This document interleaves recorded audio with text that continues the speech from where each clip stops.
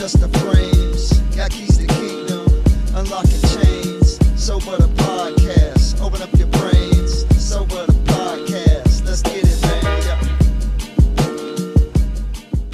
Welcome back to another episode of Sober the Podcast with your host, Bradley Saxon and Mr. CJ Carlton. Yo, what up? And we still got Mr. Kevin Medlin in the lab. Back again. Back again. Kev. Guess who's back? Back again.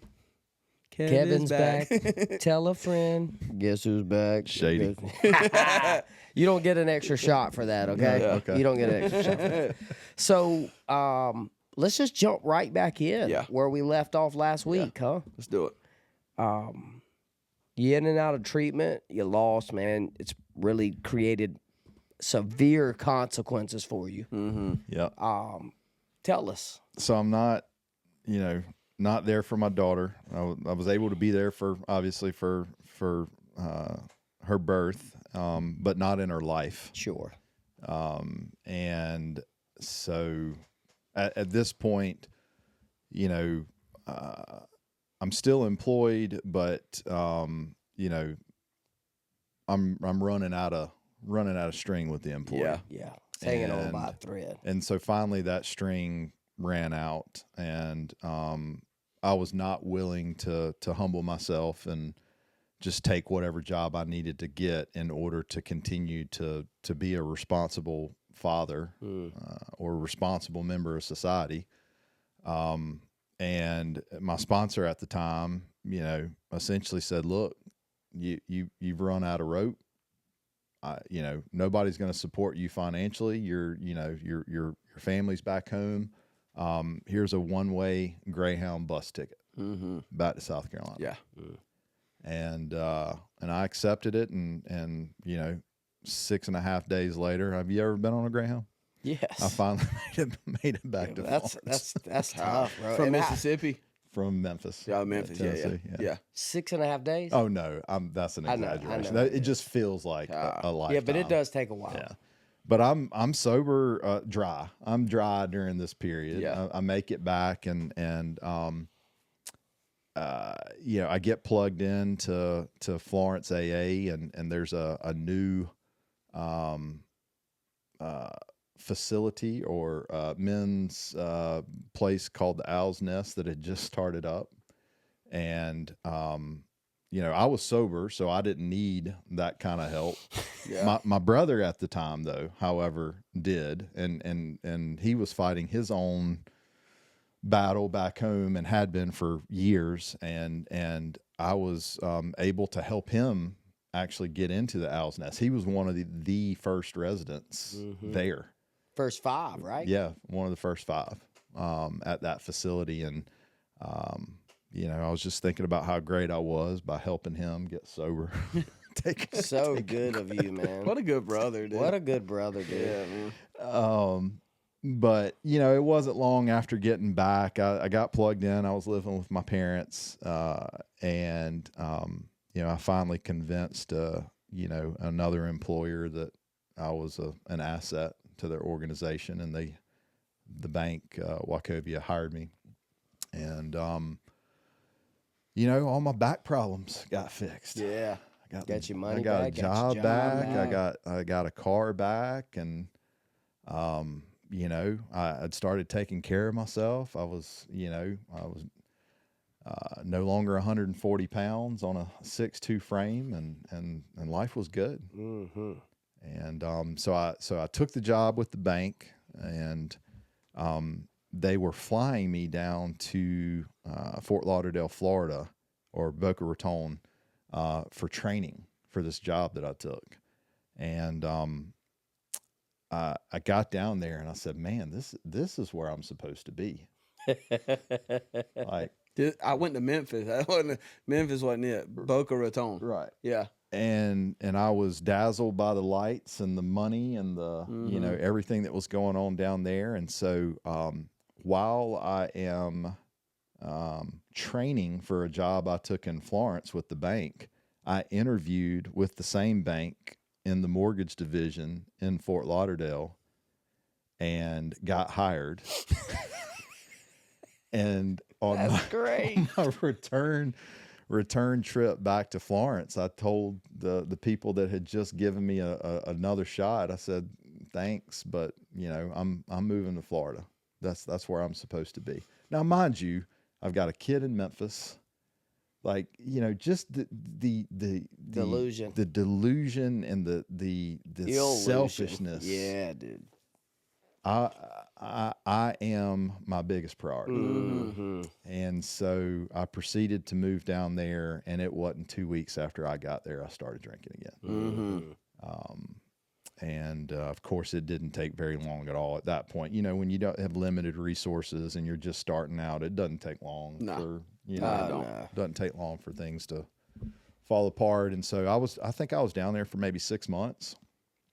Thankfully, my brother stayed sober long enough for me to call him and tell him or ask him to politely come get me before I died. Mm-hmm. And he and another guy from the Owl's Nest drove down to Fort Lauderdale and dragged me out of a seedy motel room and brought me back. And now I was a resident at the Owl's Nest. Yeah. What year was that?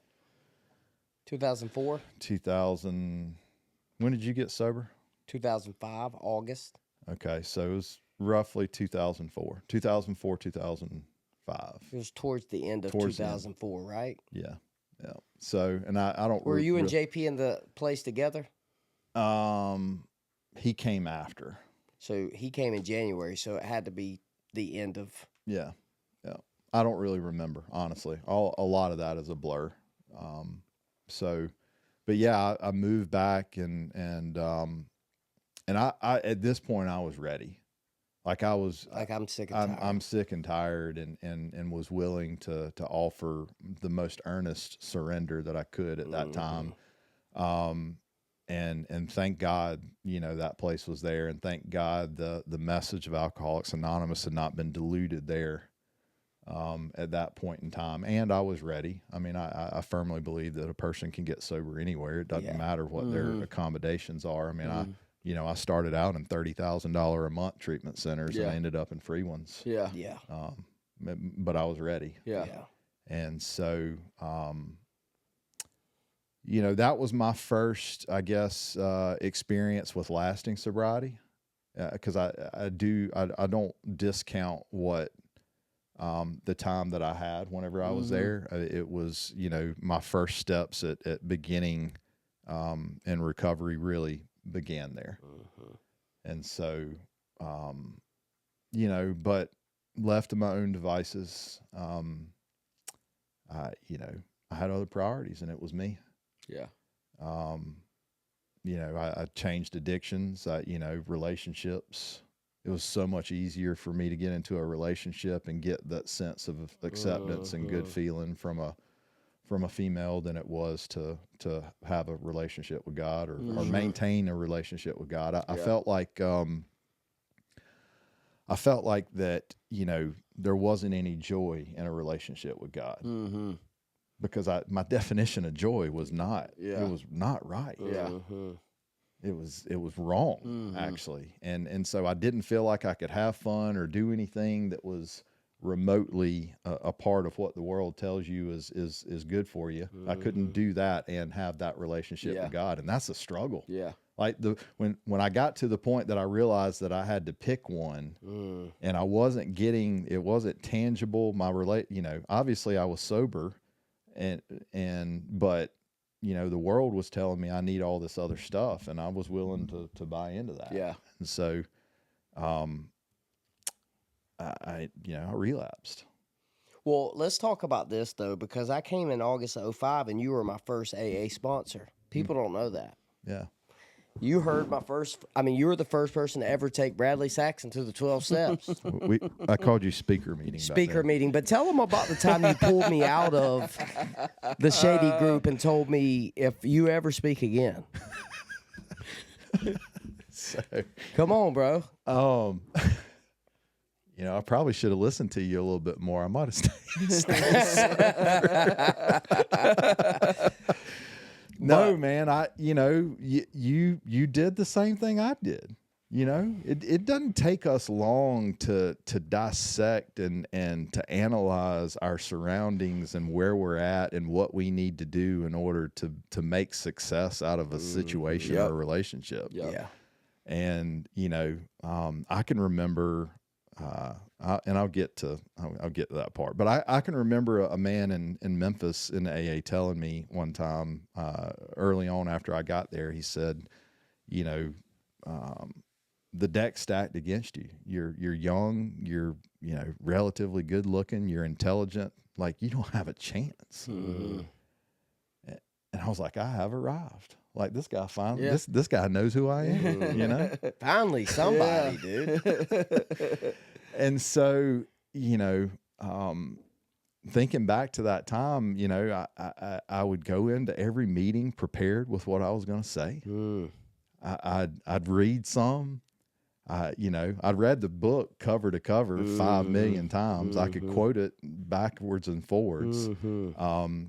You know, and I wanted to be the guy that knew it all and said it all.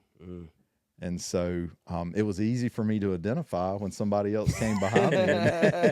But you know what? But it showed passion, and it showed that we cared. Now, granted, it was misdirected. Yeah, we had no tact and common sense. sense. It was misdirected, but you know, at least our focus was on that, and not the stuff it was before. And sometimes it's just the beginning. Yeah, you know, we made a beginning. Yeah, and in the beginning, the road is really wide, really broad. But if we are going to stay on the path, it will narrow. Yeah, and so you know, I can remember you getting there, and I can remember the deer in the headlights when you first got there. I can remember complaining about not wanting to sponsor you when I was told that it would be a good idea to sponsor you. I'm like, this guy's nothing like me. And you know what? I got to know you, and you were exactly like me. Yeah. I mean, we didn't dress alike. Yeah. We didn't talk the same. Yeah. But the spiritual malady was the same. The solution was the same. Yeah. And, you know, I can remember you going into meetings and letting everybody know what it took to stay sober early on, and I let it ride. I enjoyed it for a while, and finally, you and I had a heart to heart, and I said, "Look, man, you don't have it all figured out. If you did, you wouldn't be where you're at." Absolutely. And it was the same thing that was told to me. I did the exact same thing. I went back to the nest that day and called Paul and tried to use him against you. Yeah. Can you believe what Kevin told me?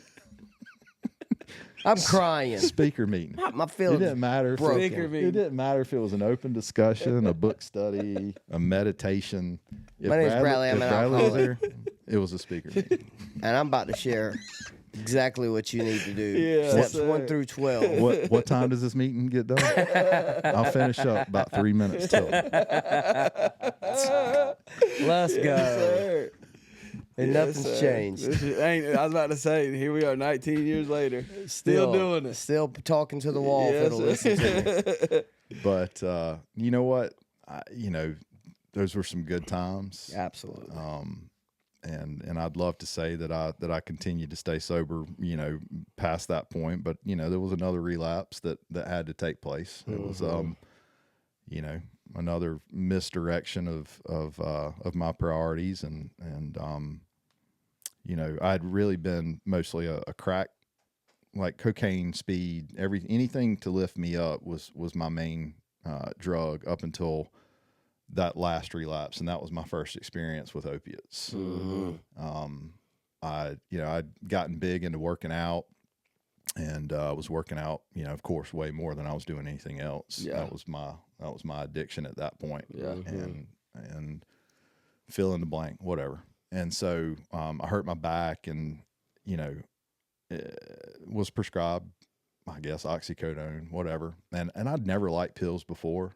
You know, similar to what we talked about before, there were times that I would do things and it just wouldn't register. And I'd be like, I don't want anything to do with that. Yeah. But for whatever reason, you know, I took my first oxycodone, and I went to work.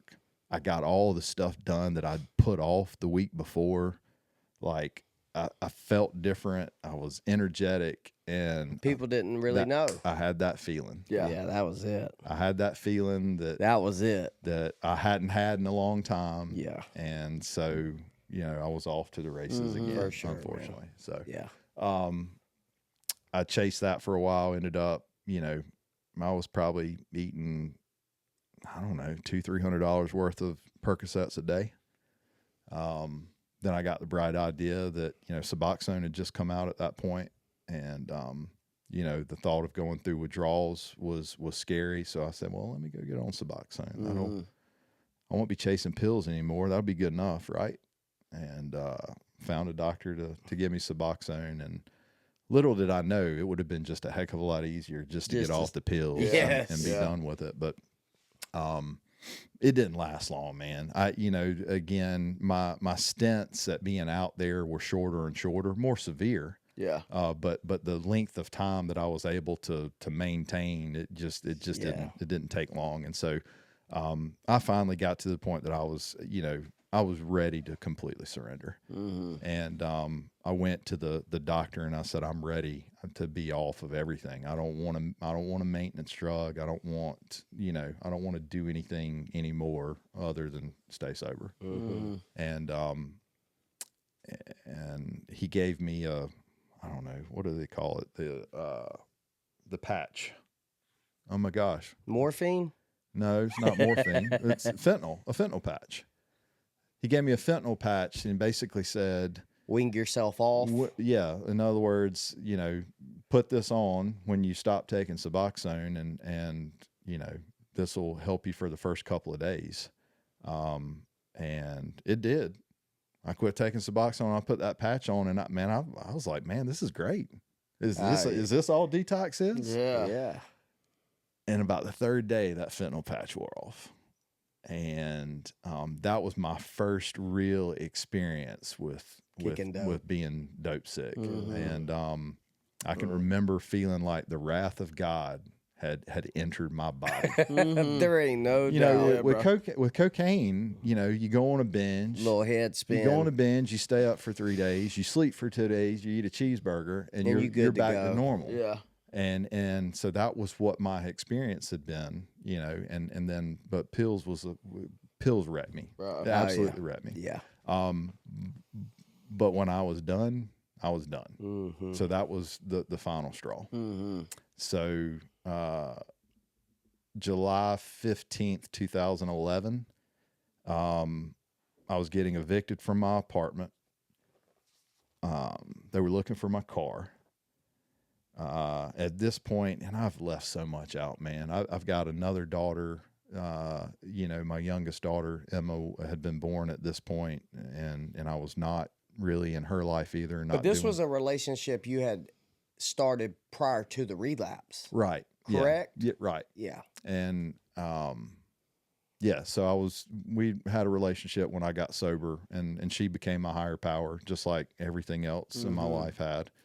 And there's so much more that I can add on that. But long story short, the wheels were coming off again, and I had a good friend that was living in Mount Pleasant in Charleston, and he said, "I've got a place for you to stay." What was his name? Jason Smith. I don't think I know him. Yeah. So it's actually Paxton's cousin. Oh, okay. So he said, "I've got a place for you to stay if you're serious about getting sober." And I said I was, and I had $80 left to my name. I packed up what little bit of belongings I had left at this point and threw it in the car. And doing what a good crack addict does, I bought $60 worth of crack and $20 worth of gas, which was just enough to get me from Florence to Mount Pleasant. And I smoked $60 worth of crack all the way down to Charleston. I got there, I was so paranoid that he ended up, I think he bought me 2 24-ounce beers just to get me calm enough to take me into an AA meeting to pick up another white chip. Yeah. And that was it. Wow. July 16th, 2011. Ain't drank or used since. No, sir. Wow.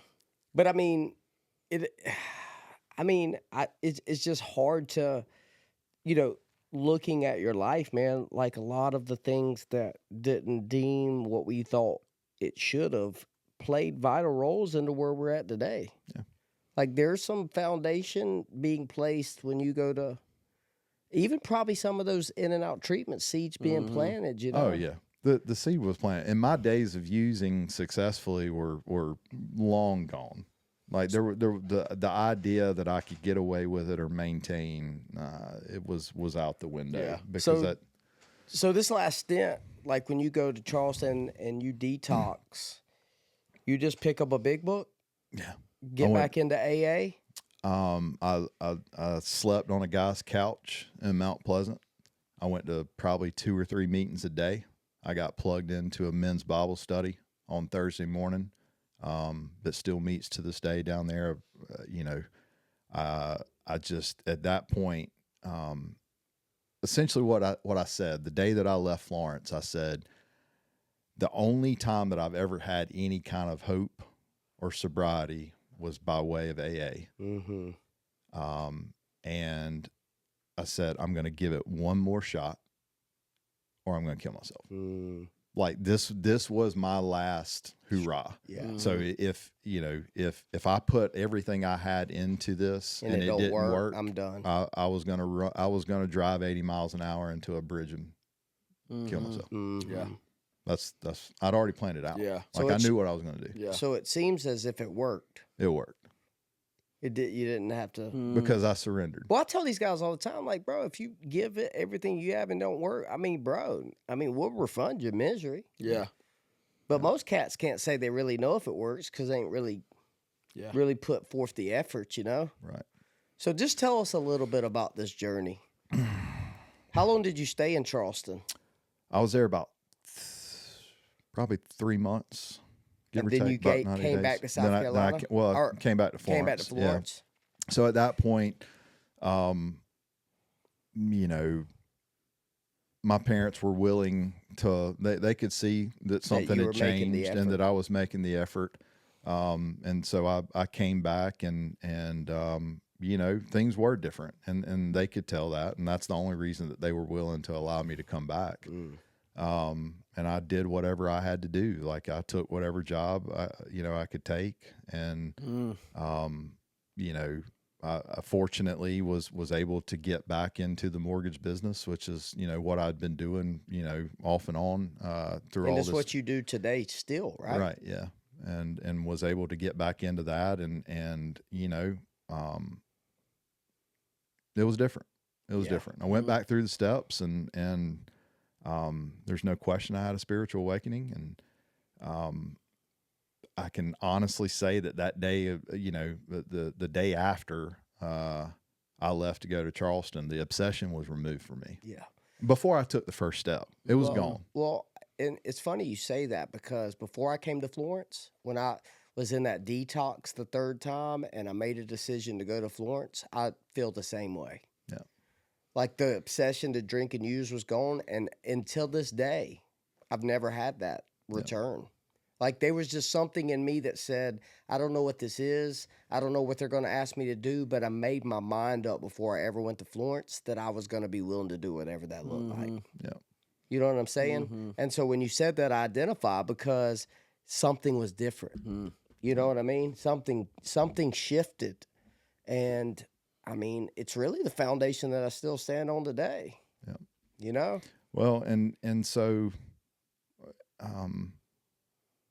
I say that to say that it was removed from me before I took the first step again.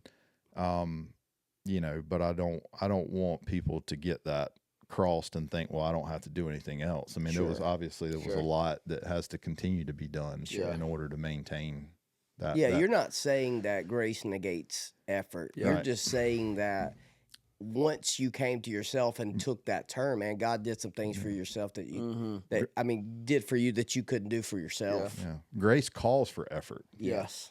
Absolutely. I mean, it should. Well, there's a chance that if you don't walk in that, the obsession returns. 100%. Yeah. So, was there for 3 months and went back home. started trying to piece my life back together. God slowly started giving me things that I'd gotten back quickly before. You know, instead of a Acura TL, I got a 88 two-door Chevy forest green pickup. 3 on the tree. Close. That was my brother's hand-me-down, and I was happy to have it. There's a big deal. Yeah. That's I a was big happy deal. to have it. Yeah. And you know, I just, you know, things were much more slow and pronounced in this most recent God's gifts, and it was the best thing that could have happened for me. It didn't happen as fast, and that was a good thing for somebody like me. Yeah. So, you know, at this point, my youngest daughter or my oldest daughter, you know, is pretty much done with me. I'm in and out of her life.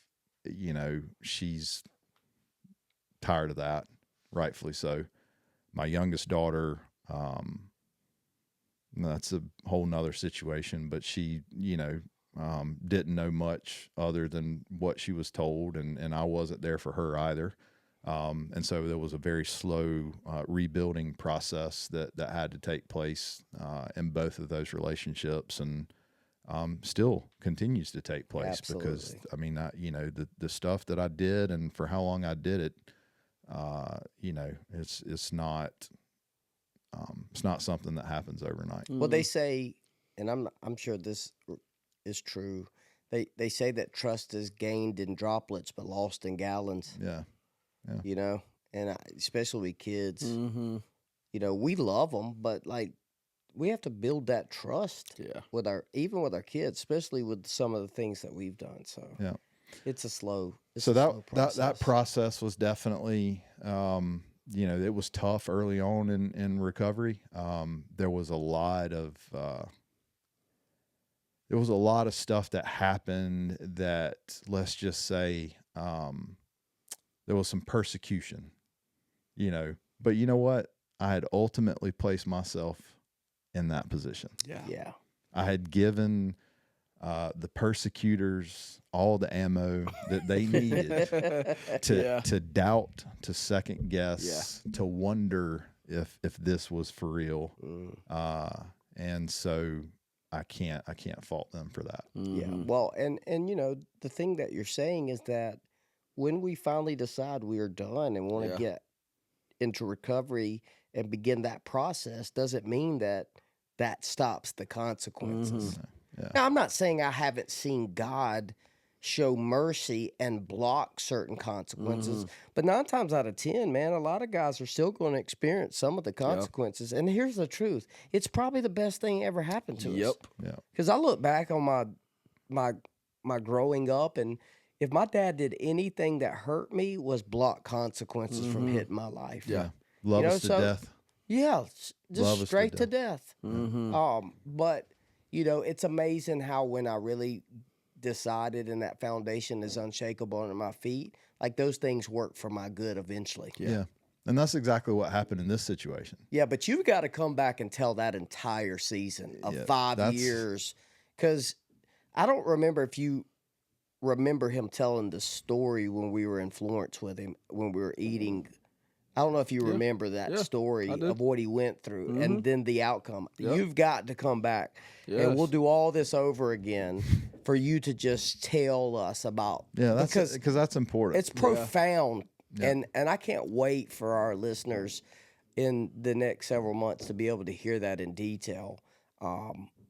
Because I remember hearing it and it blew my mind. But the way that God scripted all of that, you know, even though it's long since been an afterthought, being able to see him working through that whole situation and the way that he has turned things is just it's awe-inspiring.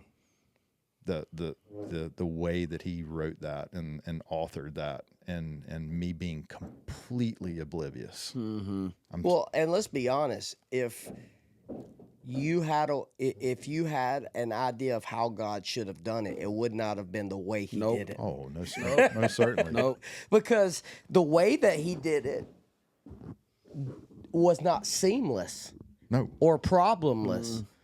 It didn't. I had more consequences through that season than really if I look at it and broke it down and got honest about the consequences I had when I was using. I had more consequences sober than I did when I was using. Yep. And it was the best thing for me. It was hard. It was gut wrenching. It was stressful, It's humiliating. but it held me accountable. It forced me into situations that I eventually came to accept and love. Think about this. It really was your pastor. Yeah. Yep. I remember Tony Evans saying one time that he had a friend that had cancer. And I don't remember the whole details, but he just said in that season, cancer was his pastor. Mm-hmm. Yeah. That's what you just said. That situation held you accountable. Yep. It created discipline. You know what I mean? Yep. Like, wow, dude. Like, you know, man, it really always makes me in awe of just, here's the truth. We don't know the way. Our ways are not God's ways. Our thoughts are not God's thoughts. And I can tell you every time he's done something, I never would have done it that way, God. Nope. No. Or on the same timeline. But if you ever endure and you stand firm and come out the other side, you look back and you are thankful Yeah. that Well, it builds faith. he would. You're thankful for the way that he done it. You know. Yeah. And so in that process, what you seen wasn't really what was going on, because he was really inside of you building character to sustain the things that you would like to want the most: a wife, Yeah. relationship with your 2 daughters. Yeah. Like, it's amazing how, like, God, I want a relationship with, I want a healthy relationship with a wife. I'd like to have a couple of daughters. Okay, no problem. Let me sign you up for suffering. Yep. Put you in the fiery furnace It's of like, affliction. oh, God, never mind. I don't, but the truth is there's a preparation for those things. And while I think our heart's desires are these things, we've never really had the character to sustain them. Nope. So this time, when I finally know you're ready, Kevin Yep. Medlin, I'm going to put you in the fiery furnace. Yep. And I'm going to. He did, but he also didn't leave me. Yeah. But that's the good news. A lot of people's like, God, get me out. But I found that God don't always deliver us out. Sometimes he delivers us in it. In it. That's right. But he's with us, He's with us, man. which is really, That's what you the agree, gift. the gift. That's the gift, man. He's with us. Yeah, he's with us. So you've been sober. You just celebrated 13 years. 13 years. Yeah. Let's go. 13 That's years. so good. And in this 13 years, you've met the love of your life. I have. And you Best two things got ever happened married. to me. Yep. Got married. We told that story last night. We got married on hole number 16 on the only par 3 that I've ever had a hole in one. Bro, Yes, sir. like, I mean, you hear what he said? Yes, sir. She wanted to do that. Yeah, dude. What It's her about idea. that, bro? It's her idea. That's so good, dude. She's an amazing woman. I can't. I should tell her more. Yeah, for sure. But she's my rock. Yeah. And you know, I could not and would not have appreciated her had You not have went through what you went I through. not gone through what I went through. Yeah, there's no doubt, Kev. But she's got a heart that's bent towards Christ. She is the most giving, most selfless person I've ever met. You know, which is odd that she gets stuck with a dude like me. But I mean, dude, I know that people can't fix people. Yeah. But like, mine and your story is identical when it seems as if the way that God really got us to where he wanted us was he sent a woman that was already there. Yeah. Like, I'm not saying my wife is God, but I'm just telling you, dude, in a season of my life when I needed to grow up, because it took me 8 or 9 years to realize I'm sober, but I ain't changed a whole lot. Mm-hmm. Yeah. I'm still selfish. And so guess what? He sent my wife in my life, and over that course of the next 13 years, I find that she's helped me more than most people. Yeah. Well, and let me not let me not forget to say that I ran as hard as I could from that, because I had made so many poor choices in the past. Me and Kevin didn't look alike, but me and him are the same person. I ran from my wife too. I ran from her as hard as I possibly could, and you know, God obviously directed my steps back. Bro. But That's crazy. yeah, because she was the antithesis of what I would have typically. Yeah, we run from who we should be running to and run to the people we should be running from. Yeah. Well, because their light challenges us. Yeah. It exposes the crevices of our hearts. We already don't feel like we're good enough anyway. And then when I see this whole package, I don't really want this because I know this is going to challenge me to have to grow up. It's intimidating. It's very intimidating. So she, but yeah, she's got a heart of gold. She's, you know, I don't know if she's been on 6 or 7. She just got back from Belize from medical mission, so she's a nurse by trade. Yeah, that's amazing. Works in administration, but she's, you know, she's a good woman. Yeah, but she loves Jesus and she loves people. Yeah. And it pays to have a partner that's going in the same direction as we are. Yeah. That we could do life, and ultimately through that marriage, we get to glorify Jesus, man. Yeah. I mean, what a story, man.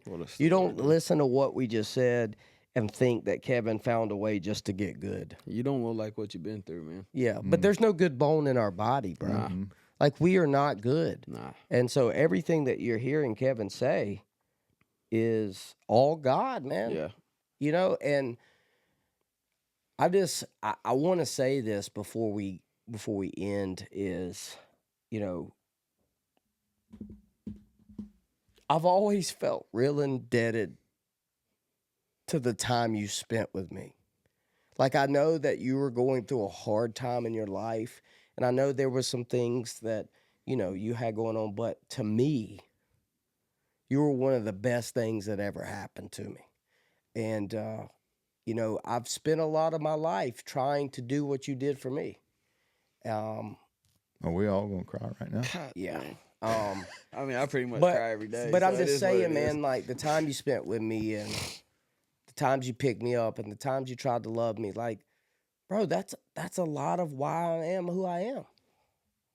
And I mean, he's not here if that doesn't happen, you know, because he's a guy that I got to do what you did for me. And, you know, man, it's just really a full circle deal for me. And it's been really cool over the last couple months to get to reconnect with you and spend some time with you. And, you know, it's amazing how when we've gotten together, even in Florence and Hartsville and here, it's clear there's not a whole lot of a beat that's been skipped.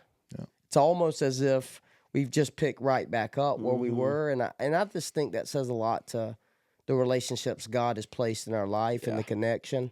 And, you know, man, I know you would say it's God, but I'm really thankful in that season he chose you to help me because it really did. And I've just been afforded the opportunity to carry that message. So I don't know if I've ever really said thank you. Yeah. But I love you. You've gone out of your way to do that, and it's not, you know, the credit is God. He ordered my steps. It's not, you know, I just happen to suit up and show up. Yeah, but it's pretty cool, man. It's awesome to see the ripple effect, honestly, because you know, you never I never in a, you know, we talked about it last night. I never in a million years would I think that you and I or we would be sitting here under these circumstances. I mean, you know, doing what you've done or what God has allowed you to do, the people that you've been allowed to touch, the indirect consequences of doing the next right thing. Yeah, man. And it's an amazing thing to see how it can blossom. And it's much more satisfying than thinking about me. Yeah, well, I mean, and at the end of the day, if there's somebody listening, know that God has a story for you. Yep. Yeah. Like, we're sitting here 19 years later telling some more of the story that began 2 decades ago. But, like, could you imagine today if you picked up the phone, asked for help, you know, made a move towards getting into recovery, the story that God has for you? There's people excited, willing, and ready. I mean, they're to ready. Take that call. They're ready. Let this podcast tell you a few things. One, you're not too far gone. You're not too far broken. Yeah. You're not beyond repair. That when you're ready to put the pen back in the author's hand, he can turn a mess into a message. Yes, he can. I mean, listen to Kevin Medlin here. Yeah. We spent the first episode letting you know how much of a mess he made of his life. Yeah.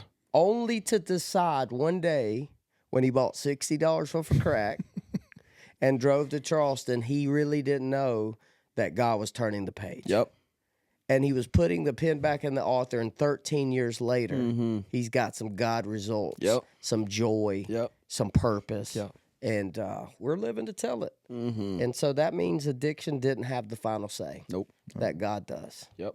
And we hope that that this has found you well. We hope that this message can add value to your life because it sure has mine. Yes. It's been awesome. So, all right, man. Well, I guess we need to see if you have a jumper.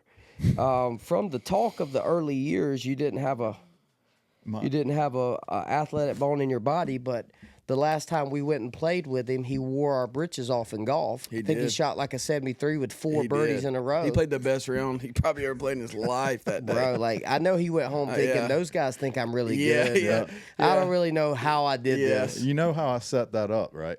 Yeah. Telling you that I've been off my game, right? Yeah. Yeah. Yeah. Yeah, you're coming out to shoot a 62 today. Yeah, the last time I played with him, he shot a 73. Man, I ain't just really not hitting it good right now, dude.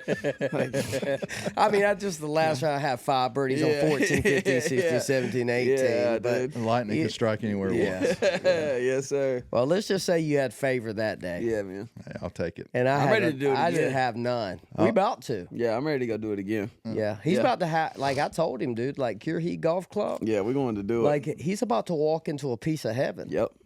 Let's, walking let's in there remember these together. good attitudes That's- after that first bad That's shot. right, huh? dude. That's All I'm right, gonna dude. hold you Let's to see. that. That's CJ. right. Hold Make it. one of these baskets, Kevin. Am You I can s- move that microphone Hey, away. yeah, you're good. Am I Yeah, sitting you're down? good. Well, you can take your headphones off, whatever you need to do. But they can see you. So, I mean, unless we just sort of, you can stand up, but you got to make it in the hole.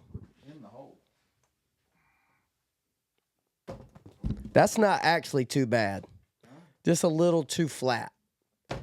Still too flat. Hold on. There, look at that string. It's been his whole life. Gosh. You good? You got a driver? I got you. Bang! Kevin Medlin in the house. Drained the 16th one. We're going to give him something anyway. Again, thank you, Kevin, for coming to spend some time with us in the lab. Until next time. Peace. Cheers!